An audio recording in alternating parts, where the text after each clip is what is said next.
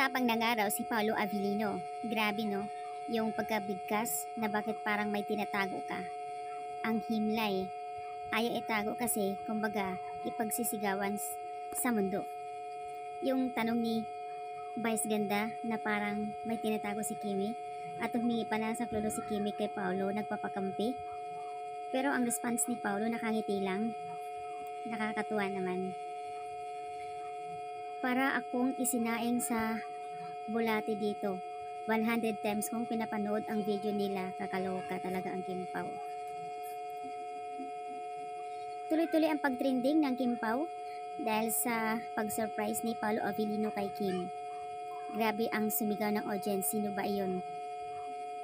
Masid-masid guys. Yung tinginan ni Jackie, ni Lizzie sa kanila na parang nakikita nila sa kanilang dalawa na may something. Syempre, hindi lang makapagsalita. Gustuhin man pero hindi makapagsalita si Jackie, pero nakikita nila sa mata ng dalawa na may something talaga. Pero guys, tapos na po ang laban. Yung inabot kaagad ni Kim yung kamay niya nung makita si Paolo. Tapos yung excited din, hinahawakan ni Pao with the matching chick pa. Ganun na sila ka-confirm. Natural lang talaga sa kanila na yung witness natin, di ba? Grabe. Kim Pao, beloved and brilliant, trending. So, another mamaya, habang-abang na naman ang kilig vibes ng Kim Pao. Umpisa pa lang yan guys. Sigurado may kikiligin na naman mamaya. Hindi makamove on ang mga netizens, lalo na dito sa post na pinagandaan talaga ni Kim. Si Pao may juice pa. Pero tingnan ng maigi guys kung paano hinawakan ni Paolo ang plato kay Kim, kinuha at simpleng pabalik. Napaka-gentleman talaga. Mag-asawa nga raw sila, diba, sa set. Sobrang sweet.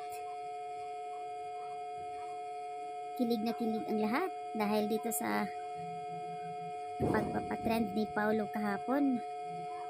Grabe. Ang hirap, sabi ng comment, ang hirap makamove on sa ginawa nila. Mapapa-OMG na lang talaga. Bakit parang may sarili silang mundo guys? Eto, yung ngiti talaga ni Pao, grabe. Hindi ako makamove on. Yung pag-shake hands nila, kung paano i-treat, special treat ni Kim. At ang bait ni Vice Ganda ha, sasabihin pa niya napakiasikaso.